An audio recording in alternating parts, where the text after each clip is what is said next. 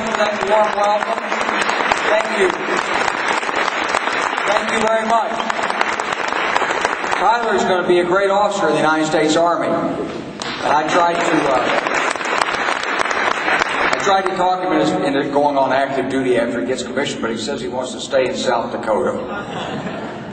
It's great to be with you here tonight. It's a real honor for me to be on this program. I've been to a lot of Jefferson Jackson dinners, and I have never been to one that had more emotional significance and power than this dinner.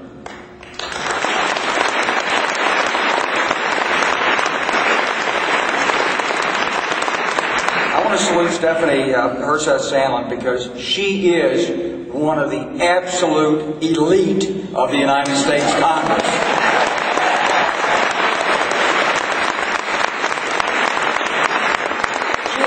She is. She's one of the absolute stars.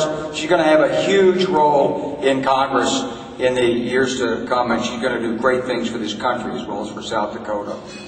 And Senator Tim Johnson, I'm in awe of you and your family. I thank you so much for inviting me up here to be with you. We all followed the terrible tragedy that happened to you in December of 2006, and we prayed for you, and your courage, your dignity, your determination, your leadership means so much to this state, obviously, but to the Democratic Party and to America. We salute you and your families.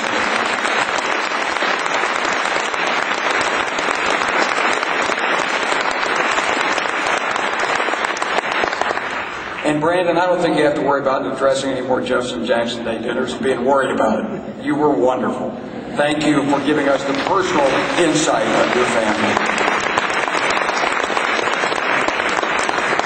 Senator George McGovern, sir, I'm just honored and thrilled to be with you again. You did endorse me when I ran for the presidency, and I can't tell you how much it meant to me.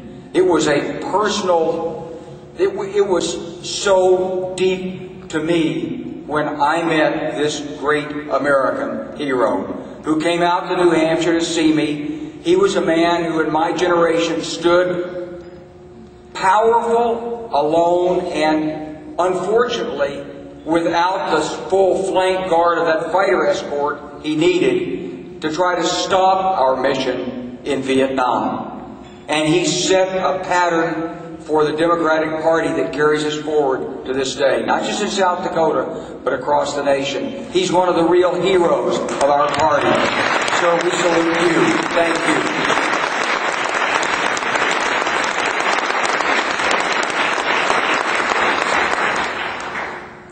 Well, you're an impressive group, and I'm looking out at this feeling of power and the spirit of this group, and I'm thinking, you know, with Democrats like this,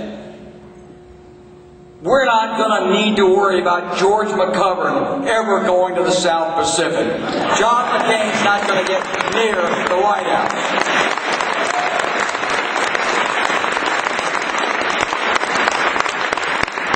But we really need you at this time. This country is in what we in the military would have said was a world of hurt. It's not just that we're in a war in Iraq that we can't seem to figure out what to do. And Dave Petraeus he's an honorable man. He worked for me. I can consider him a friend. I think he's doing the best he can with a tough mission. But when he and Ambassador Crocker were testifying and they said they didn't exactly know what the conditions would be that would get our troops out of Iraq, but that they would know them when they saw them, I remember that that's the definition for pornography, not military strategy.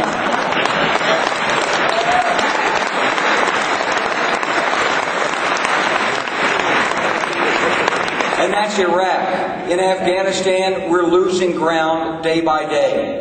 And it's not a matter of putting another brigade of Marines over there. It's not that our military are not doing a great job. They are. It's that this is not purely a military problem. And what we're missing in Afghanistan is the same thing we're missing in Iraq. We're missing a real national strategy.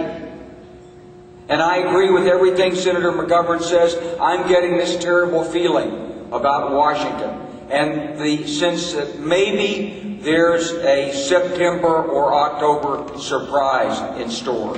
I can feel the rhetoric heating up. I got friends abroad telling me, you know, what they're looking for is a provocation. Because if they can get some kind of Iranian provocation, then they can justify a response. This is a very tough time in national security, but it's also a tough time in the economy. I'm a businessman now, and I'm looking at this home mortgage situation and looking, as I've traveled across, talking to people in Ohio and Indiana and across the nation, and I look at the economic hardship that's out there. People losing their homes, people losing their jobs, people dealing with $4 a gallon or almost $4 a gallon gasoline. These are tough times for ordinary Americans. The dollar is in the tanks abroad. I think it was 157 to the euro yesterday. The Kuwaitis have now said they won't take dollar-denominated oil sales. The Saudis are hanging tough with us for now, but it's a very difficult problem. I was in China in November. They said, we have 1.3 trillion of your dollars. What do you want us to do with this? This nation is in a world of hurt, and we don't need John McCain as our next president.